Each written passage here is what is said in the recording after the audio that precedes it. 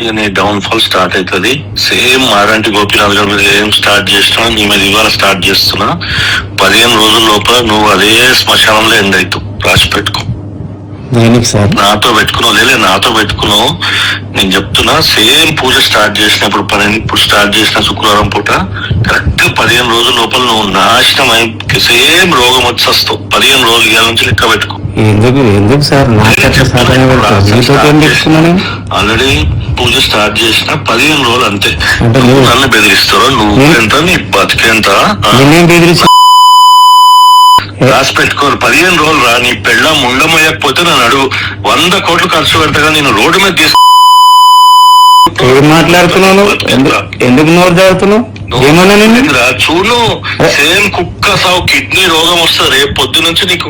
అరే నువ్వేం పైకెళ్ళి 3 పల్లె నువ్వేం దేవుడు కాదు కానీ నువ్వంటే నాకు రాదు. అరే చూడు రేపు పొద్దు నుంచి నీకు ఎక్కడ నొప్పి స్టార్ట్ అవుతుంది చూడు. అరే నువ్వు ఎట్లా మాట్లాడుతున్నావు? ఏం నువ్వేమన్నా దేవుని కొడుకు పైకెళ్ళి పడ్డావు? నాకెందుకు శాపన పెడతావు? నీతో పని చేయడం తప్ప పని చేయనికే పిలుచుతావు నువ్వు. పని చేస్తే డబ్బులు అడిగితే అట్టయితావు నువ్వు.